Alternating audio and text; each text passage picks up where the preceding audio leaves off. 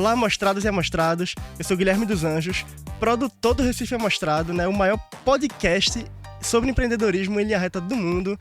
Uma iniciativa da Prefeitura do Recife, junto com a Secretaria de Trabalho e Qualificação Profissional. E o nosso episódio de hoje é especial, porque é Dia do Trabalhador e da Trabalhadora, e nós resolvemos reunir o melhor dos nossos últimos 50 episódios sobre todos os trabalhadores amostrados que vieram aqui trazer o seu trabalho, justamente para lhe inspirar a vir aqui também contar a sua história. Vamos lá? Você é vocacionada para estudar e lecionar. E estava me contando que desde pequenininha gosta de ensinar. De onde é que vem isso, Isabela? Isso, eu acho que tá no sangue. Ensinar tá no sangue. Meus pais são professores e eu lembro que quando eu era pequenininha, eu obrigava eles a assistir aula.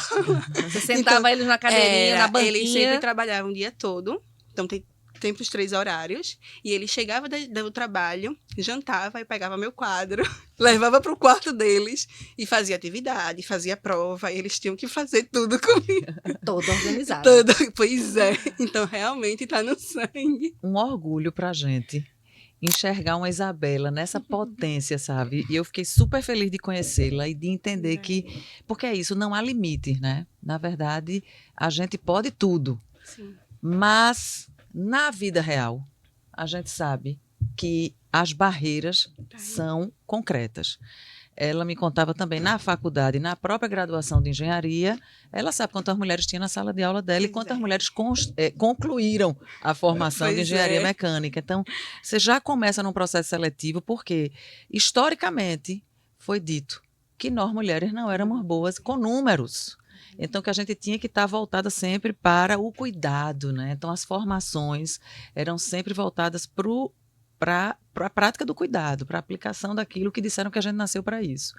E toda vez que a gente vê uma mulher conseguir superar essa construção ideológica, né? E massificada na sociedade, ela precisa ser exaltada, reconhecida.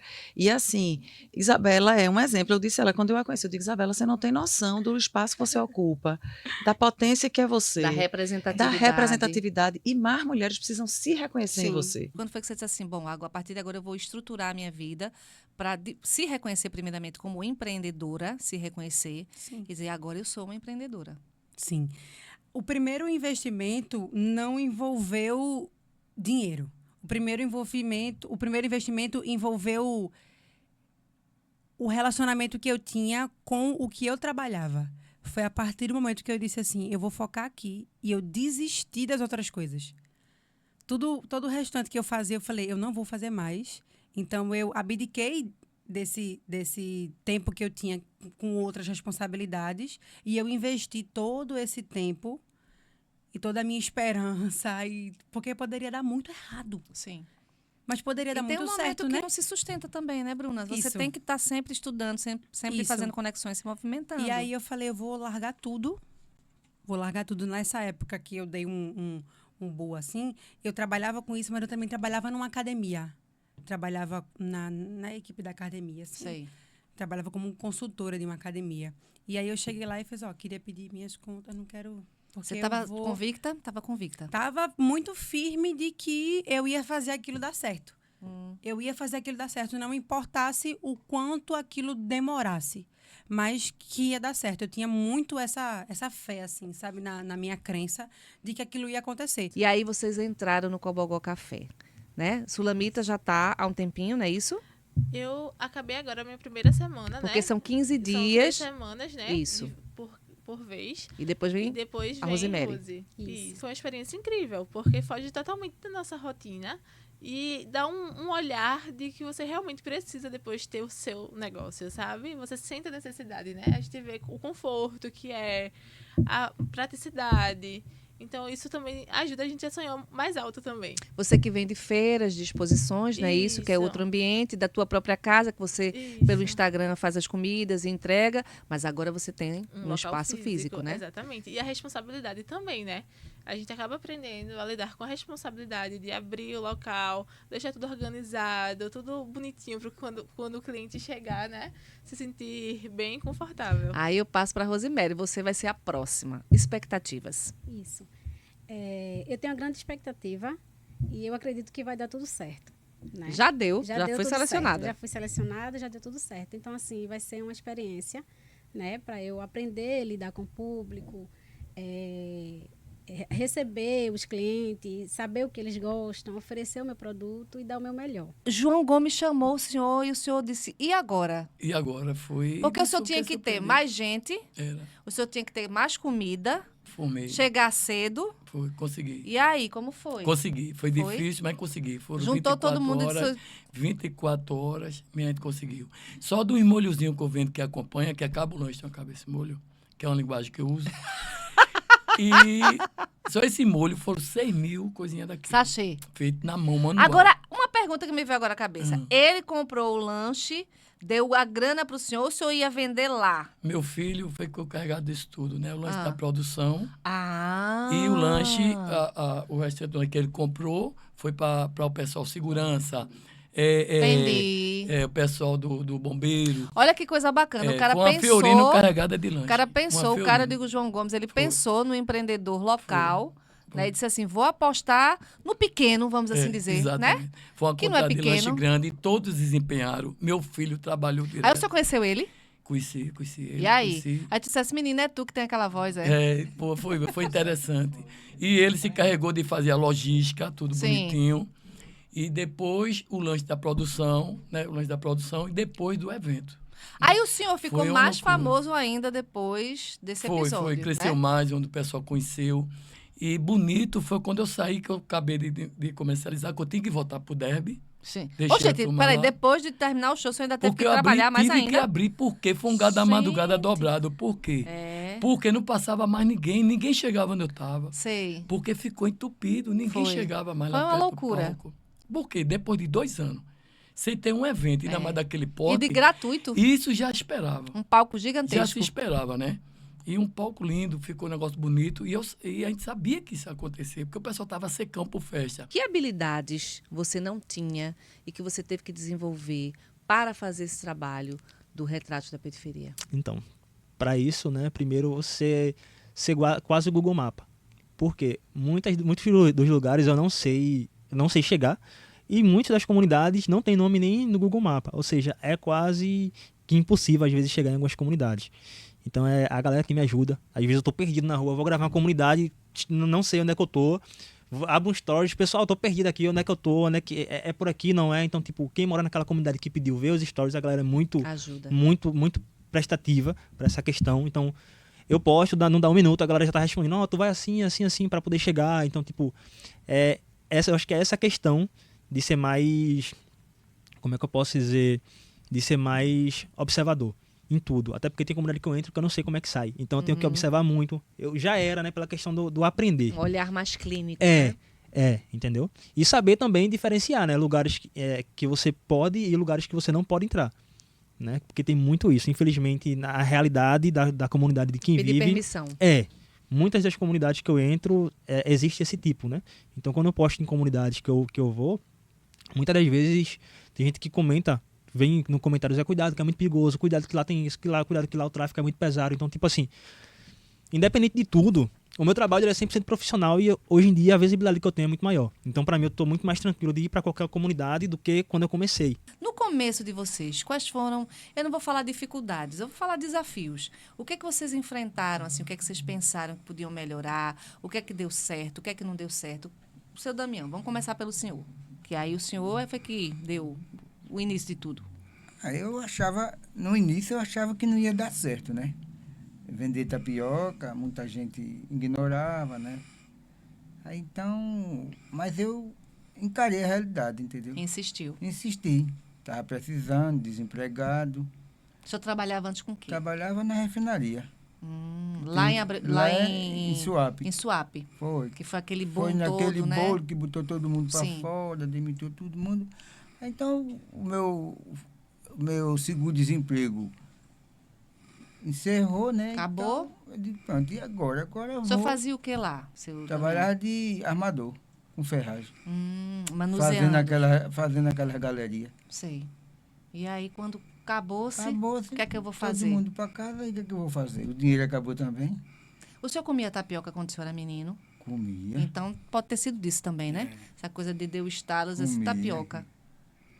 fiz muita farinha, O senhor já disse. para minha mãe, para meu pai. Então, aprendi a fazer a tapioca. Quando vocês mostram esses produtos todos, como é que o mercado se comporta? Como é que os clientes se comportam vendo essas obras de arte? Então, eu notei que houve um direcionamento muito grande para um público que estava muito carente, obviamente, de novidades e de novidades que pudessem presentear a outras pessoas dentro e fora daqui de Pernambuco, do nosso estado. E isso se deu muito de quando a gente saiu daqui e foi para São Paulo. Porque quando a gente sai daqui e a gente foi até São Paulo, para a gente ir numa feira onde a gente não tinha coragem de ir de jeito nenhum, é louco, a gente sai de Recife de jeito nenhum, enfim. Há aquela coisa meio que trava você, né? Sei. Dizendo a você, não vai. E a gente foi para São Paulo e a gente chegou em São Paulo, gravou um vídeo incrível para poder a gente contar a história, enfim, da nossa ida até São Paulo, né? Isso pós-Páscoa já. E aí a gente já foi sentindo o comportamento diferenciado de quem era o nosso público a partir daquele momento. Que te chamou a atenção depois de tudo isso que você passou durante, foi o açúcar. Isso. E aí, eu comecei a ter uma vida saudável, procurei nutricionista profissional, porque isso é importantíssimo, né? Você procurar profissionais que vão te orientar. A dieta é personalizada. Você não compra roupa do tamanho de fulaninho. Então, a sua dieta não é a dieta personalizada. Por isso que eu sempre sou acompanhada por profissionais. Isso entra também para treino, isso também para terapia. Você tem que ter alguém que lhe acompanhe de forma individual. Não é pela internet, né? Não é receitinha de famoso. Isso. Não é nada disso. Influenciadores, não. Não. Procure alguém que possa olhar para você de forma única e aí siga esse profissional. Né? E aí eu fui acompanhada por nutricionista, aí faz terapia, porque saúde e bem-estar envolve tudo, né?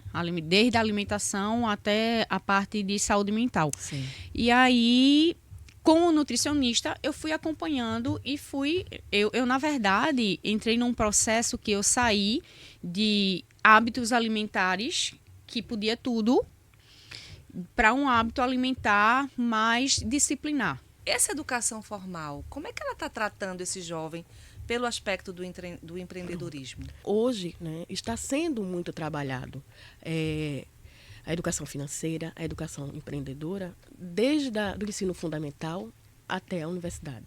Bom saber. Mas isso ainda existe alguns obstáculos, questões culturais também. Né? Vamos, assim, parar e analisar. Nos Estados Unidos, quando as crianças deles estão de férias, os pais estimulam o quê? Vender limonada, cortar a grama do vizinho, fazer um dinheirinho nas suas horas vagas. E isso não quer dizer que eles vão abandonar a escola. Sendo que aqui no nosso país existe toda essa questão histórica de trabalho infantil. Sim. Então, existe que é muito sério e que muitas vezes, ao estimular isso, existe esse preconceito dos pais, de alguns pais, não digo todos, Sim. Não é o meu caso, que a gente realmente precisa, né, ensinar o valor do dinheiro, o valor de você construir. Então, essa diferença dos Estados Unidos para o Brasil, eu acho que começa daí. É a cultura. É a cultura. E como foi que vocês tiveram essa sacada? Assim, sabe, eu tenho muita intimidade com o Espírito Santo. E toda vez que eu orava, o Espírito Santo ele me mostrava os caldos. E eu dizia assim, não, Jesus, eu não Mas quero eu já isso faço mais os caldos. não. Você já fazia os caldos? Eu já fazia. Eu digo, eu não quero isso mais não. Porque assim, foi frustrante o que aconteceu, E sabe? doloroso, porque vocês contavam com as pessoas que Você compravam e confia. elas te abandonaram. Então, assim, isso me frustrou muito. Só que aí existia o propósito, porque não era nos bastidores que o Senhor me queria. Além de eu falar, de eu trabalhar com os caldos, eu tinha que falar do meu testemunho. E, na verdade, não é preciso nem eu falar, porque foi algo que foi tão exposto na internet que hoje em dia tem clientes que chegam e dizem, você é a menina do menina rins. É muitos clientes. A menina do rim. É verdade. Você é a menina do rins. Eu vi o seu caso, sua situação, porque foi algo que repercutiu muito na internet. E Deus, ele nos honrou de forma tão linda que as pessoas que nem nos conheciam, entendeu? Fazia Pix. Então, assim, em todo momento... Então, vocês tiveram essa ajuda das pessoas pela internet, que pôde ajudar com medicação, com alimentação, com gasolina para o carro. Até com compartilhamento para atingir, né? Porque essa situação de ser exposto era por questão deles quererem dar alta para minha esposa no momento que ela precisava ser cuidada, né? O hospital queria dar alta. O hospital, exatamente. E aí muita gente tomou a briga para si, repercutiu muito. A página do Aprevida mesmo chegou a compartilhar a publicação. Estamos cientes do caso da sua esposa. Isso uma mobilização bem grande. Porque foi da sexta pro sábado, né? Então, como no final de semana não fica a direção, na segunda-feira o diretor do hospital já estava lá, batendo na porta do nosso apartamento, já entrando. Opa, tudo bom, Maria Eduarda? Foi muito atencioso, a gente foi muito grato por questão disso.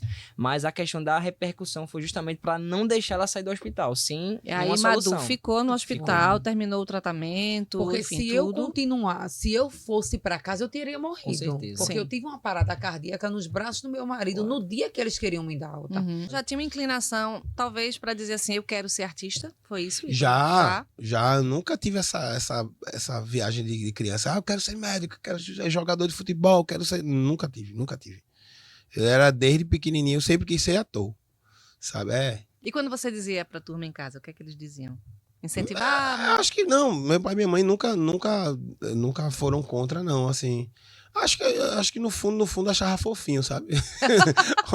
Leva jeito. Que legal, okay. Mas vai trabalhar normal, viu? CLTzinho, bonitinho. Escala 4x6, vai sim, direitinho. Minha mãe era mais preocupada com isso. Meu pai sempre foi de me ouvir mais assim, sem aquela pressão de ele vai ser isso, ele vai ser aquilo. Não, meu pai sempre foi estimular, mas sem ficar naquela preocupação, aquela paranoia. Minha mãe não, minha mãe sempre foi muito pé no chão. Minha mãe gostava, apoiava tudo certinho, mas muito pé no chão de vai fazer preparatório para isso, vai fazer curso técnico daquilo, vai fazer faculdade daquilo. Minha mãe sempre muito cobrando isso, sabe? Qual foi a primeira providência que você tomou quando você disse assim, vou empreender no ramo de cosméticos, de perfumaria, sei lá, foi procurar estudar, foi procurar alguém que já fazia alguma experiência? Isso surgiu de uma paixão antiga da perfumaria. Eu sempre fui muito apaixonada por perfume. Minha mãe até ri de mim, que eu digo assim, não me preocupo com roupa, não me preocupo com sapato, mas perfume tem que ser do bom e do melhor.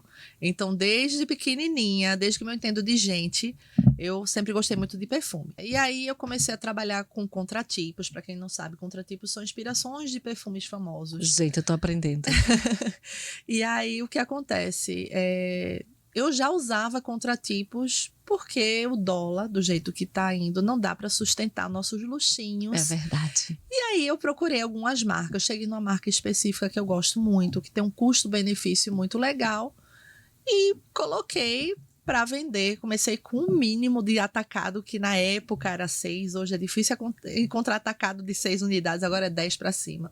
E acabou que eu tenho clientes... Muito grande nesse segmento. É gigante. E assim, eu tenho clientes que têm condições, né? Eu digo até assim, clientes que moram na Avenida Boa Viagem, são clientes de classe A, que me conheceram por eu ter sido professora dos filhos, alguma coisa, que assim, eu já tenho a rotina mensal de dizer, Bia, tu tem aquele perfume, por quê? Ela tem o perfume da marca, mas ela usa no dia a dia o mais barato e seguro dela para as ocasiões especiais. Eu queria que vocês trouxessem um exemplo nessa trajetória de vocês de caminhar com outras mulheres, de levar para cima e de levar junto. E aí? Lembrem aí de algo que alguém tenha dito para você, Angélica, e para você, Isabela, que você tenha visto, tenha dito, nossa, surpreendeu, aconteceu isso aqui, eu estou muito feliz por ser mulher e por ajudar a uma outra mulher. Eu não dou detalhes, mas eu procuro levar, principalmente quando eu vou ou dar uma pequena receita, uma oficina de 2 horas que seja para mulheres. Quando eu vejo, pode ser 1, pode ser 20, pode ser 30, mas eu procuro, de maneira subliminar, levar um pouquinho da minha história para que elas reflitam. Numa receita que eu vou dar, enquanto eu estou mexendo aquela receita, fazendo, produzindo, eu dou, assim, pontualmente, algo sobre a minha vida, ou eu falo de empoderamento feminino, ou eu falo de coisas que aconteceram na minha vida. E, creia, a maioria delas dizem, ou eu já passei por isso, ou eu passo, ou eu já vi um parente passando. E você, secretária Isabela de Rodão? Eu me lembro de uma... Primeiro, só fazendo um parêntese aqui nessa história aqui que a Angélica toca.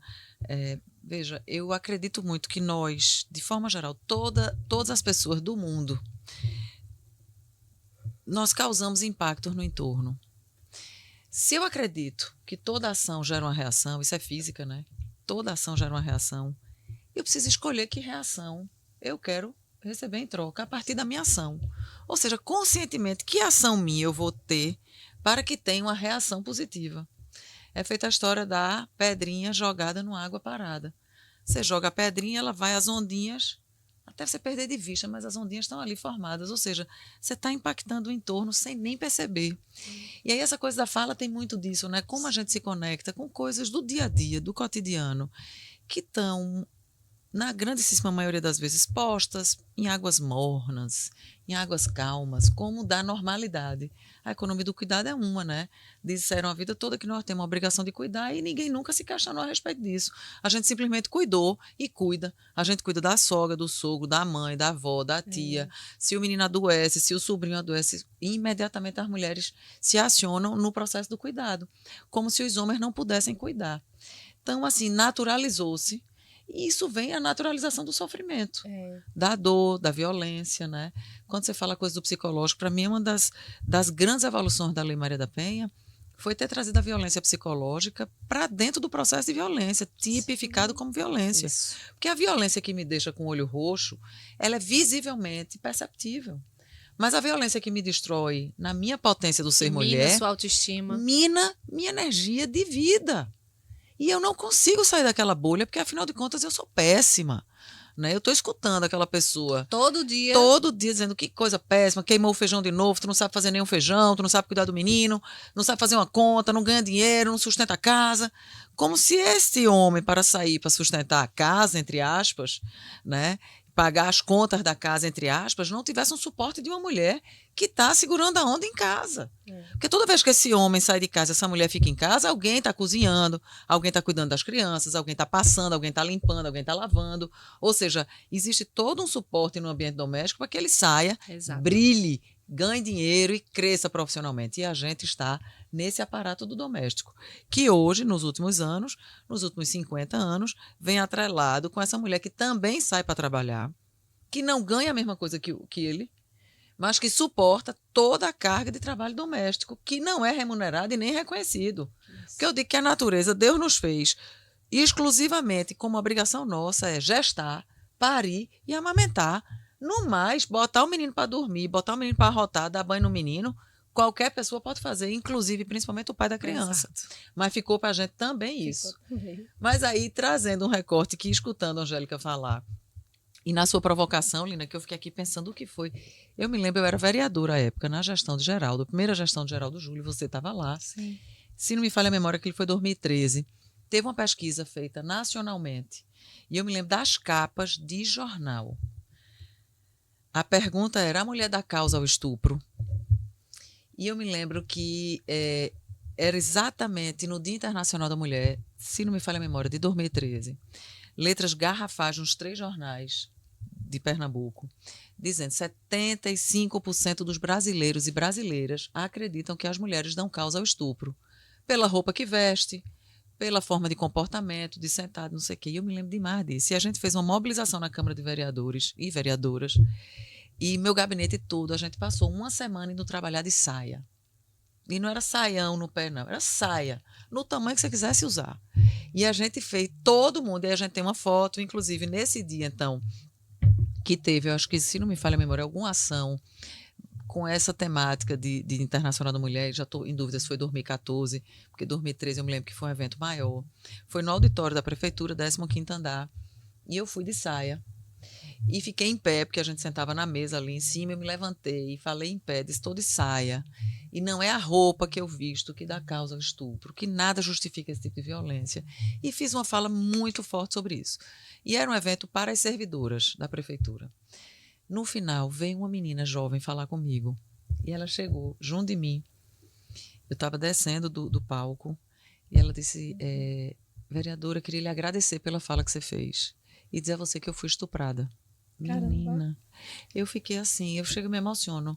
Porque quando ela disse a mim, eu fui estuprada e eu não dei causa para ser estuprada.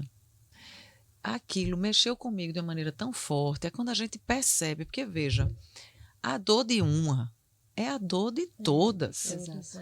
Todas as vezes que eu leio um relato, tem coisa que eu não consigo ler, minha gente. A brutalidade das violências cometidas contra nossos corpos é assim, de enfiar facas dentro do nosso coração. Então, quando essa menina me disse isso, eu disse, Senhor, e eu me sinto muito usada como instrumento mesmo, sabe? De Deus, para determinados posicionamentos. E ali eu estava muito enfática, né, de que nós não damos causa. Eu me lembro do estupro cometido por Mike Tyson, no auge da carreira dele. E eu me lembro das mulheres mais velhas, que eu era ali adolescente, comentando, mas também o que é que uma mulher vai fazer no apartamento de um homem solteiro de madrugada?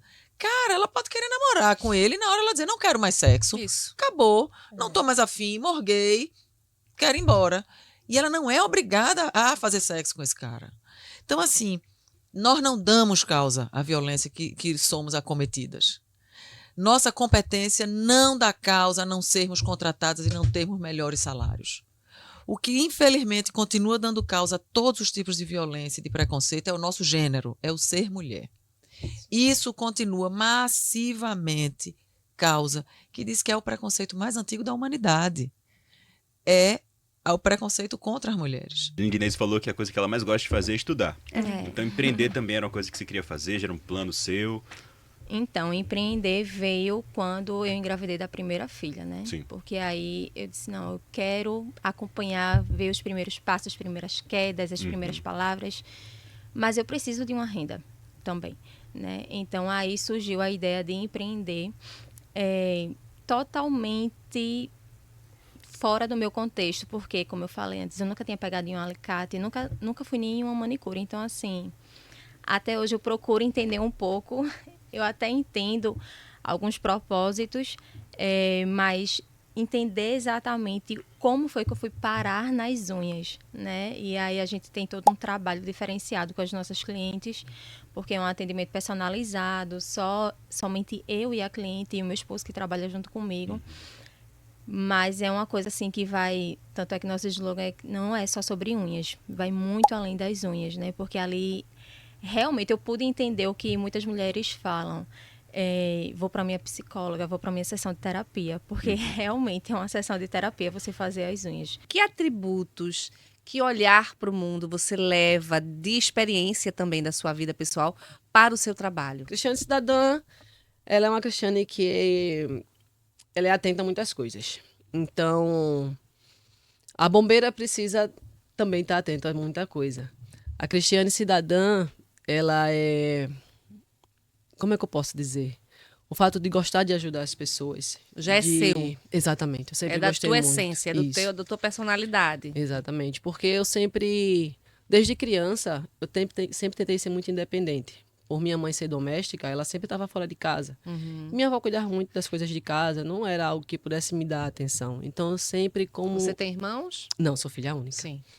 E, então, eu sempre tentei ser independente nessa parte. E essa profissão me tornou mais independente ainda. Aquilo que você já mirava ou sentia enquanto criança, você encontrou... Estou conseguindo aflorar melhor Sim. agora.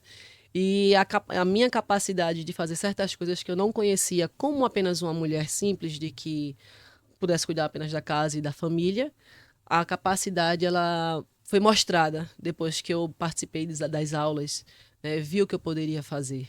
Então, isso mudou muito minha vida. O brasileiro, ele tem preconceito ainda contra o brechó, que é um espaço de roupas usadas? Olha só, o brechó chegou no Brasil no século XIX. Né? Um português veio para o Brasil, para o Rio de Janeiro, no século XIX, chamado Belchior, e ele fundou nas primeiras lojas de usados, né? Ele vendia tanto roupas quanto objetos. Então já tem muito tempo que está no Brasil. Só que o Brasil ele tem aquela ideia fixa de que quem usa roupa usada, primeiro, está numa situação, né, É. deplorável. Isso. As pessoas ainda fazem muita associação forte.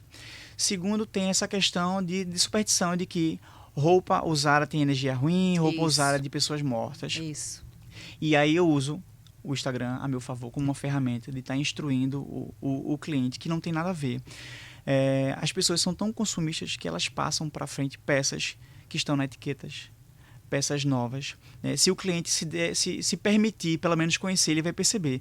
Dentro do meu brechó eu faço uma curadoria muito pesada de apenas peças em ótimo estado. Você tem um cardápio com mais de 100 itens. E como é que você equilibra essa questão da variedade, da qualidade, da identidade do café? Já que a gente estava falando a palavra equilíbrio, como é que você faz aí esse jogo? Então, nós produzimos 95% do que a gente entrega na loja. Muita coisa. Né? Muita coisa. Né? O que não produzimos? Os pães e os sorvetes, né? Ainda. Porque muito em breve a gente tem a ideia de produzir os pães e os sorvetes. Mas é muito difícil. É esse trabalho diário de ir buscar o melhor insumo, ter o contato do melhor fornecedor, negociar preço para também não refletir no cliente e não afastar, né? A gente está falando de uma cafeteria no bairro dos Aflitos, que é um bairro, né? Fica na Santos Dumont. Na Avenida Santos Dumont, Dumont. exatamente. E que é um bairro tido como classe média alta. Isso. E que a gente tem um cardápio classe média baixa. A gente tem um cardápio, óbvio, né, que é um cardápio para preço de subúrbio. Uhum. E isso dá a ideia do fluxo maior. E lidar com essas dificuldades de contato com o fornecedor. Essa semana, por exemplo, eu tive um problema com um dos pães, que é o croissant. O cara não tinha o insumo. Eu disse, eu tenho o contato de um lugar que vende o insumo. Você quer? Eu passo para você. Então terminou que eu ajudei o negócio do cara a andar para ele poder me vender. Não ficar desabastecido. Sem o croissant. Exatamente. E são essas dificuldades diárias. Assim, segunda e sexta, eu falo que a gente faz o tour da alegria, né? Eu começo o dia na Ceasa, né? Venho para Master Boy, aí vou em mais 2 outros supermercados, atacarejos, né? Mais 2 outros grandes atacarejos. E é aquele jogo. Eu sei que o preço, né, da picanha tá mais barato em tal lugar, então eu não compro aqui, compro ali e tal. E é o jogo do empresário. Seu primeiro contato com a confeitaria, como é que se deu? Então, esse primeiro contato, em 2008, na verdade eu era casada, né? E esse meu antigo parceiro, ele era técnico no ramo de confeitaria. Foi quando eu comecei a ser apresentada ao mundo de cores da confeitaria, de cores e sabores, vamos dizer assim.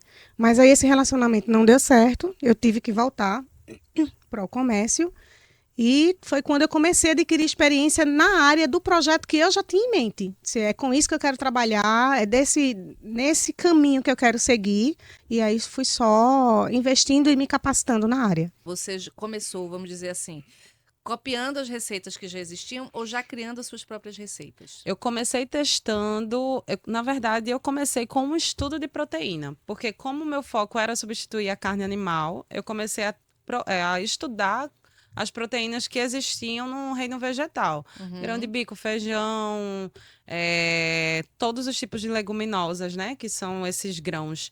Ervilha, né, lentilha, que são os riquíssimos, e tem as oleaginosas que também são parte dessa proteína, né, castanha, amendoim, aí vem os grãos menores que fazem um complemento, quinoa.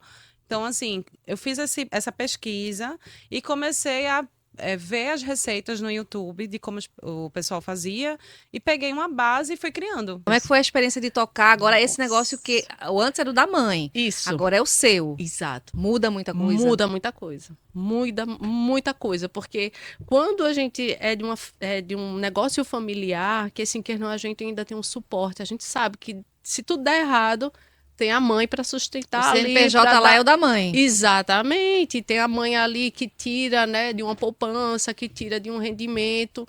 Mas quando a gente é própria do nosso negócio, aí é a gente e a gente. Então foi desafiador e ao mesmo tempo foi muito enriquecedor, porque é uma transformação de fato de mente. A gente começa a estar no modo sobrevivência, mas uma sobrevivência que tem que dar certo. Aqui não pode dar errado. Eu estava entrevistando antes o Leandro Silva, que é terapeuta, e aí eu perguntei o que eu vou perguntar a você, né? Como é que você lidou com esse medo? Ai, ainda tinha as noites não dormidas. Por conta da filha exato, por causa pequena. da filha pequena e daquela coisa de que eu preciso ser boa profissional. Porque quem me contratou tá acreditando em mim. Então, eu preciso também acreditar que quem assinou um contrato comigo, ele acreditou. Então, eu preciso também acreditar, mas vem um medo. E as indecisões e, ao mesmo tempo, aquela coisa, não posso desistir. Aí você decide empreender. Você falou que passou 10 anos numa clínica. Em várias. Quais foram naquele momento? A decisão foi tomada, mas e os desafios? O que é que você sentiu diante deles? Empreender no Brasil é um ato de coragem, eu costumo dizer isso, mas também de muita gratidão, porque quando você erra, você aprende, e quando você acerta, você ganha. Você nunca sai errado, assim. Nunca perde. Você acha que perde naquela hora. Uhum. Mas aí eu fiz uma mentoria, inclusive, de empreendedorismo na saúde, que o professor dizia assim, que tal você descobrir o que acontece se você não desistir? A única opção é dar certo. Não tem outra opção. Você cai e levanta, muda de rota, mas não muda de objetivo. E aí eu digo, tem que ter coragem e tem que saber realmente a transformação que você quer causar. O que é que eu ofereço de diferente das outras clínicas? É o Porque eu vou, propósito, né, porque que eu a vou gente em fala Clara e tanto. não vou em outra pessoa? Uhum. Porque me indicaram Clara. Aí a pessoa tende o quê? Ir no Google e ver lá tantas estrelas e, né, os comentários das pessoas. E graças a Deus eu tenho tido resultados incríveis. E quais são os maiores desafios, assim, de empreender com arte? Assim, no Recife, nas feiras? Você sabe dizer, assim, o que é mais difícil de fazer isso? Tem muita gente que acompanha o podcast aqui, quer empreender. Muita gente que é artesã também, artesão, e quer levar para as feiras, quer levar para a rua o trabalho, mas tem medo dos desafios, das dificuldades. Quais são os principais, assim? Os desafios são constantes. Uhum. A minha primeira participação em feira foi difícil. Foi assim, eu não, como eu falei, eu não tinha intimidade com o Instagram. Eu não sabia nem exatamente o que significava o Instagram. Sim. E algumas palavras que a gente usa normalmente. E aí eu ia em algumas feiras ao vivo, né? Visitar a feira e tentar falar com o organizador. Ele dizia, olha, eu sou artesã, assim, assim. Eu queria participar de uma feira. Ah, tudo está na link da bio. Aí eu, o que ela está falando? O que é link da bio? O que é link, o que é bio? Eu posso perguntar, se eu perguntar, ela vai dizer assim, você é de outro planeta. E eu voltava para casa frustradíssima, sabe? Porque a pessoa não se abria para conversar. Olha, senta aqui, vamos conversar. Eu posso ir lá em casa pegar alguma coisa para você ver? Não, tudo está na bio. Eu voltava para casa assim, bem murchinha, sabe? Porque eu não entendia o que ela queria me dizer. E eu queria estar ali participando. Eu achava que eu tinha condição de participar. Então eu levei muitos nãos, até uma pessoa me dar a mão. Nesta época de CLT, você já fazia os docinhos para vender? Foi aí que eu comecei. As meninas de lá foi que começaram a dizer, Pri, tu faz tantos de brigadeiro, que de vez em quando eu postava alguma coisinha, na época Facebook, né, gente? Postava algumas coisinhas no Facebook, aí o pessoal, traz pra gente provar. Aí ficava brigadeiro de menta, uma amiga minha, traz. Que é incomum brigadeiro de menta. Sim. E você que quis apostar nesse produto Tenho diferenciado logo de cara? Ah, eu tenho muitas linhas de brigadeiros alcoólicos. Isso aqui é a linha de brigadeiros essências que são para as crianças das festinhas de aniversário, né? Tudo bem coloridinho. Certo. Mas eu tenho alcoólicos, eu tenho essências, eu tenho gourmet, eu tenho vários. Comecei com os brigadeirinhos ali, atendendo eles, mas eu sempre amei fazer bolos, os bolinhos caseirinhos, porque eu sou criada com vó. Tive meus pais presentes, mas eu sempre morei com os meus avós, né? Meu avô, minha avó, meu avô faleceu. Na época que eu abri Dengos, foi justamente... Eu estava precisando me estruturar emocionalmente. Elaborando essa perda. Precisei seu avô. Ressignificar, fazendo o que eu gostava. E o nosso episódio especial vai ficando por aqui. Quer vir se mostrar com a gente? Ó, o link para se inscrever é esse daqui. Também você encontra lá na bio do nosso Instagram, @RecifeMostrado. A edição é de Edmilson Rufino. E eu conto com você para vir aqui contar sua história, para assistir e compartilhar esse episódio. Até a próxima.